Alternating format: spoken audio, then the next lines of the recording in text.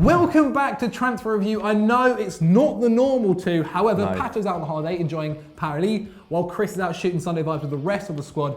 And guys, we know it's the World Cup, so everyone's taking a holiday. However, transfers don't sleep. They don't. Do they, Michael? They don't. They're always no rest awake. For the wicked. No. All the time. And I'll tell you what, there's a few corkers. Right. Especially a rhyming one, as Mane and Sane seem to be off to Real Madrid, according to multiple sources. Now, Marca are reporting that the 26-year-old Senegalese forward was Zinedine Zidane's #1 target before he departed the club. And even Spanish website El Gol Digital think a deal had been agreed before the Champions League final, and now that Zidane has left, it's a bit more uncertain. But they even go as far as to say that if Jurgen Klopp was to join Real Madrid, which we think is uncertain, that it will happen then. However, he's not going to join, let's be honest. No, probably not. I mean, like we were saying before, apparently Klopp is now the #1 target after Pochettino and Nagelsmann ruled themselves out. But I feel like Klopp is as unlikely as Pochettino to leave Liverpool. He's created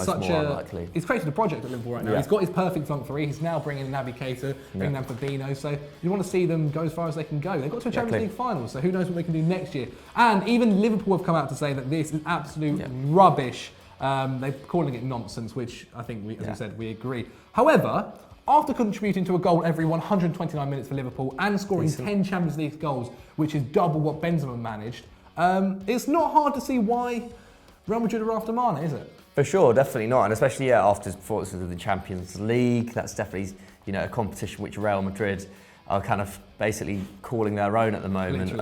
For sure, you can see why, and you can also see why Zidane may have made a move for him. Obviously, Bale was playing a lot on the right when he was playing, but obviously we know that Zidane and Bale maybe didn't quite have the best relationship. Zidane didn't fancy starting him a lot of the time. But now with Zidane gone, is it really necessary? Kind of depends who comes in next. Even with Bale struggling to get into the side, Asensio himself has struggled to get into the side. As the team has become so focused on Ronaldo, and Ronaldo's moved more centrally, it seems like the wide positions, although they do have a lot of talent, maybe haven't got the attention that they deserve. Well, Zidane also preferred to use Vasquez as well, especially on the wing, because of his hard work ethic, and essentially allowed Ronaldo and Bale to sort of do what they did while he did all the dirty work as well. For sure. But I think we can also agree that Mane would be an upgrade on someone like Vasquez as 100%. Well. And Mane, definitely more than Salah for Liverpool this season, was putting in the hard yards, was tracking back, making tackles and interceptions. But back to Real Madrid, we've spoken about Asensio, we've mentioned Bale, but the Welshman, you'd expect if Real were to keep him this summer, I don't see quite where Mane would fit into that starting lineup. Bale got off more key passes and crosses than the Liverpool star last season in a lot less game time. But that was an issue, of course. He only made 20 starts last season. That's his second worst tally in his Real career. And in 16-17, which I believe was his worst, he was pretty much injured for most of the season. So that doesn't even really count. Bale himself said that he was fit for pretty much all of the season this season. So but I think that's probably more of a Zidane issue. So you'd expect whoever comes in next as Real manager would probably opt to keep Bale. You wouldn't see him come in and just go, off you go, Bale, and even then, I feel like United is the only feasible place he could go, and I'm not convinced United will definitely stump up the cash for him. Sanchez as well and all that already in the squad. Exactly. So it would kind of make sense for Real probably to keep hold of Bale while he's in his peak years. Let's not forget that he did pop up at a pretty important time at the end of the season. Scores very important goals. Is one of the best all-round attackers of his generation. And Mane's only 2 years younger than him as well. So in terms of value for money, in terms of longevity, I just can't see it happening. And also, for some reason, I just don't see Mane as like a Galactico kind of sign. It's a big step up, isn't it? He's gone from Southampton to Liverpool, and he's, don't get me wrong, he's doing well at Liverpool, but to go to Real Madrid, to play in front of the Bernabeu with the likes of Ronaldo, with the likes of Sergio Ramos, isn't quite something you'd think. You wouldn't go, Sadio Mane is in the starting lineup for Real Madrid, is it? And for sure. And also, I think when Real Madrid make attacking purchases, they tend to be of that Galactico style. It's usually Dybala or the next guy who we're talking about in this rumour, who's Leroy Sane, which from a Real Madrid perspective makes more sense, Yeah, right? 100%. Yes, it's Leroy Sane, Manchester City's starlet player this year, only 22 years old, and according to reports, Real Madrid going to pay £70 million for him.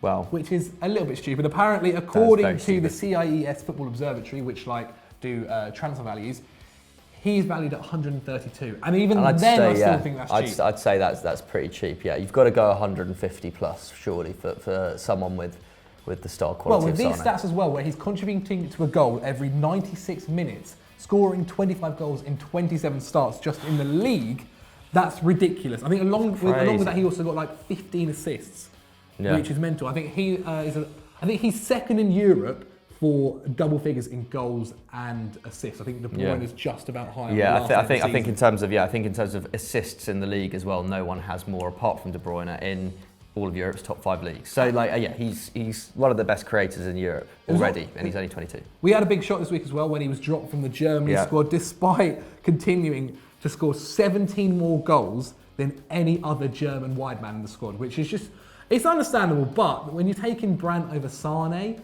who is I don't think it's understandable at all. Actually, I can understand to an extent about him not fitting the system or whatever. But I think when it comes down to like the last 20 minutes of a quarter final and you're losing 2-1 to Brazil, the system goes out the system. Yeah, the system goes out the system. The system goes out the window. And I think that will actually cost Germany. I don't think they're going. I think that could be fatal for them. But back to the transfer. Apparently, Manchester Evening News are saying that Real want John Stones, Raheem Sterling, and Kevin De Bruyne as well. So that's great. I'm sure City will be absolutely fine just giving up all their star players to Real Madrid. Not like they have Champions League ambitions of their own, is it? But anyway, what do you guys think of this transfer? Is it feasible? Is it not? How much do you think Real would have to pay for a player like Leroy Sane? And who would Manchester City get in if he was to go? Probably not going to happen, but give us your point of view anyway. So this next transfer comes from the Daily Mirror and the Daily Express, and they've reported that Seri is going to Chelsea. Yes, interesting. Is it possible, Michael? I mean, it could be. I mean, it's certainly possible. I don't know whether it would actually happen, but yeah, Seri, John Michael Seri, for his full name, Nice midfielder. Yeah, he's been like the subject of transfer speculation for the last 12 months, hasn't he?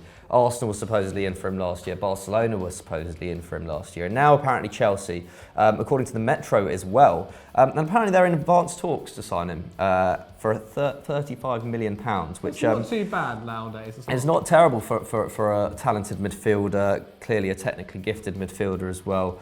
But apparently also joining Chelsea in the race to sign this man are West Ham, who apparently want him after their pursuit of PSG's Javier Pastore ended due to his wage demands being too high. What a surprise! But I find that strange. I mean, I don't know about you guys.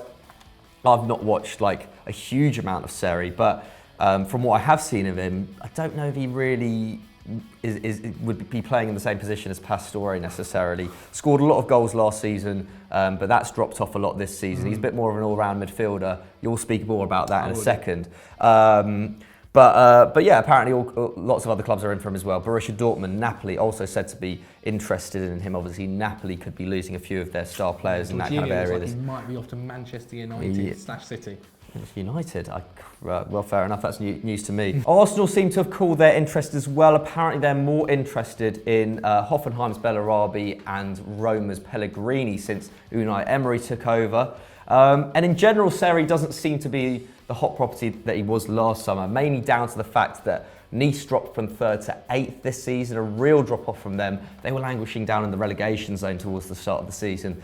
And Seri, as you'd expect, his performances dropped off a little bit as well from the season before when he was really amazing. Tell us a bit more about that, Zach. Well, last season he contributed to 16 goals from centre mid, which you know what is actually quite. I think that's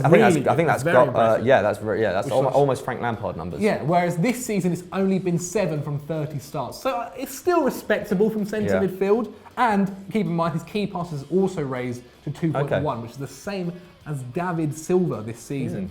But with that being said, other things have dropped. His defensive contribution has gone to just 1.6 tackles and interceptions per game, which is half Firmino.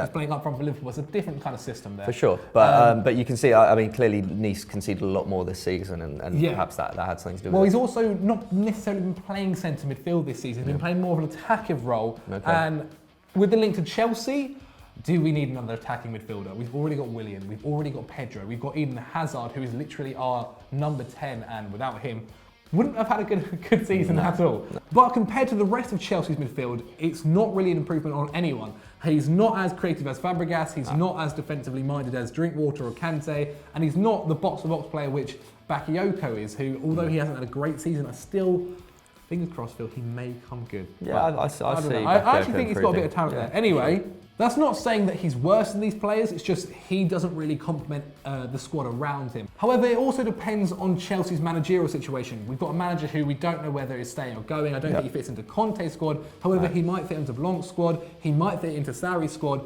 And to be honest, I think Chelsea have more problems than that. Right now, as you said, we've got a manager who don't know if they're going or not. We've got a chairman who can't even get into the country. We don't know whether we've got a stadium that's happening anymore. It's not for about 4 years, but still, there's a lot more issues than whether we're getting a midfielder from Nice. But what do you guys think? Will Seri join Chelsea this summer? Let us know in the poll above. So our third transfer rumour this week comes from goal.com at the suggestion of @Lucas Mayer. Thank you. Big up yourself, mate.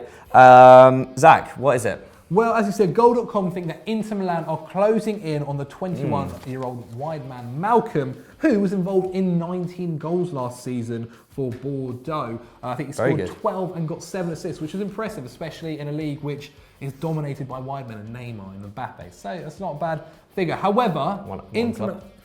Yeah, literally. Tomalamar. So there you go.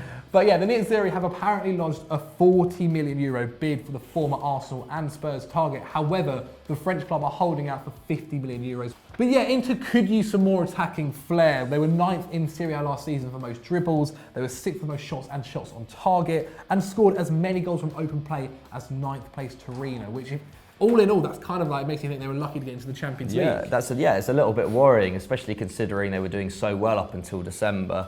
And it also shows how good Icardi is at getting onto crosses. He's so good in the box. A finisher, literally. Yeah, he's unreal. And I believe something like around 60% of Inter's goals contributions came from Icardi last season. Something around that. I don't have quite the accurate stat. That's better than Lukaku at Everton by like double. Yeah, and also Perisic as well. I assume would have contributed to quite a lot from the left. Well, this is the thing. Is Candreva as well. Obviously, their current right winger and the player who Malcom would be taking the place of, I would expect.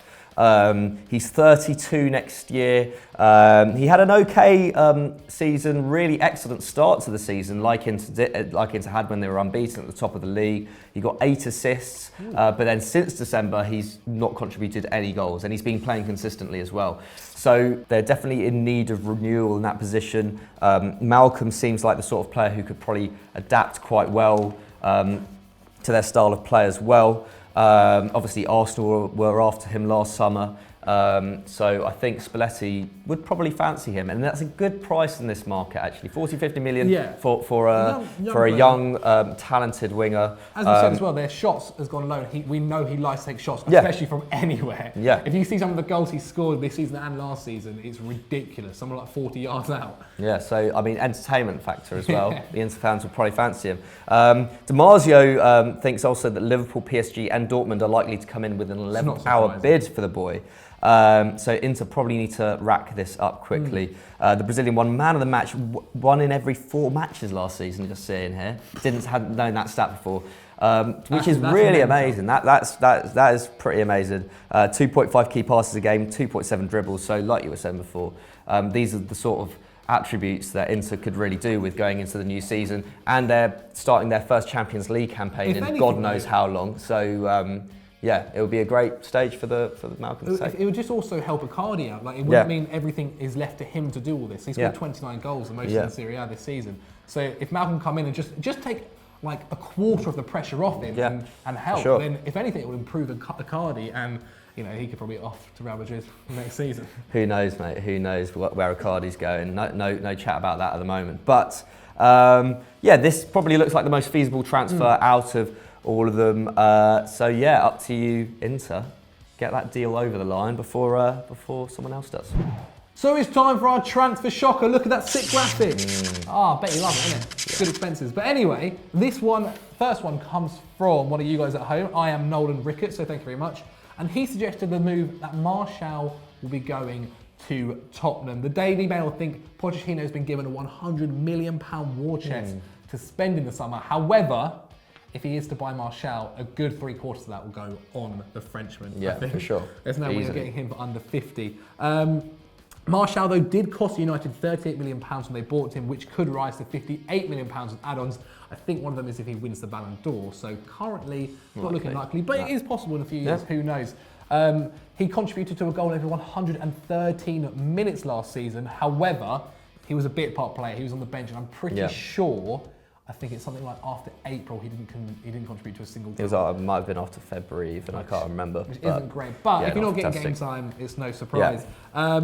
Now, Mourinho and Martial's relationship has been a bit iffy, I think. Has been very iffy. There's been a lot of rumours about him, he wants to leave. However, with that being said, I feel every time a rumour has come up, he's then ended it on Twitter or on social media. He said that he loves Manchester United, he loves the club, he loves the fans. He's never said great words about Mourinho, but I feel if this move was to happen, Michael, for Spurs, where would he play? What happens to Son? What happens to Lamela? This is the thing. Yeah, I mean, Martial's best position is on the left. I think for me, some people would argue he's good in the centre forward role as well, but obviously Harry Kane takes that up for Spurs. I mean, he'd have to play on the left, and this is the thing with Spurs is that I think Son has made that left side his own. He's had an incredible season this season. And although Martial and Son they're not actually as dissimilar as people might think. Both fantastic dribblers, both very good on the break. I just can't see Pochettino bringing in someone like that at great expense and replacing someone who's already probably at a better level than Martial at this stage. At least in terms of form, I think Heung-min Son claims to be maybe the best player in the whole of Asia. And he's a probably world class player, at least on current form. I just don't know if it's a natural fit, especially if they've only got £100 million to spend. That's not very much in the current market. And they'd have to spend at least 75 mil. I think United would probably hold out for over 100 mil on Martial. So.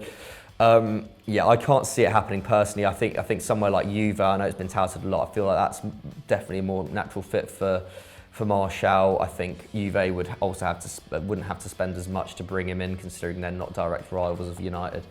I don't see this happening at all. I'm actually more hopeful than I was a month ago that Martial could stay. I just think there hasn't so far he's not got a World Cup either where he could shine at and then... For sure.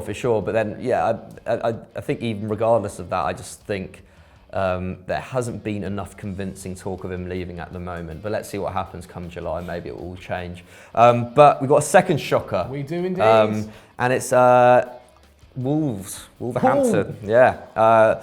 Obviously, they are pretty big in the transfer market, despite being only just coming up from the Championship. For Portuguese players, and apparently, exactly. And there are two Portuguese players here, Cancelo and Guedes. Apparently, could be on their way to the Molineux. The Express and the Star apparently think that Wolves are going to try an audacious double sweep for them.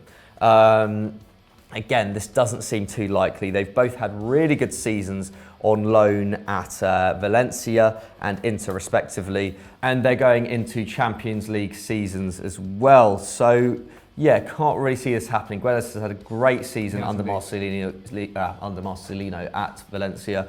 14 goals, in 27 starts. Really impressive from him. Easily his best season as a professional yet. PSG, I can't see them taking him back at this stage, given the attacking quality that they have in their ranks already. Just don't think he'll get the game time there, and he'll be keen to stay working under Marcelino.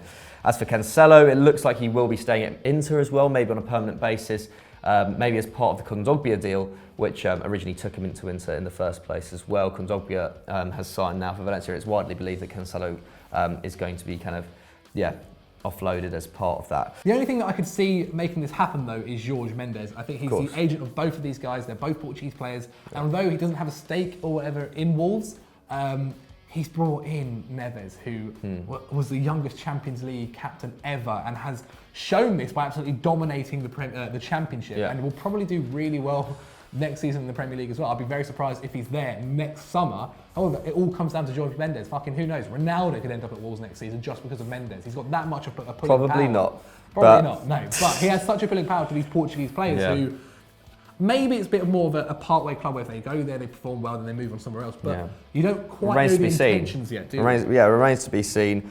But personally, I just can't see these two players. I can't see Jorge Mendes as an agent being like, oh, you know what? You've just got into the Champions League. You've both probably had your best seasons yet. You know what I'm going to do? I'm going to transport you to Wolves, who will be finished seventh at best in the Premier League next season. I would agree to that. But last season, Neves got into the Champions League, and then he took him to the Championship. Like this is the thing, sure, this is the crazy thing. Who but knows? I think it's different with Neves because like he was at Porto. Obviously, that was crazy in itself. But like I think Porto are pretty much guaranteed Champions League every year, aren't they? Like.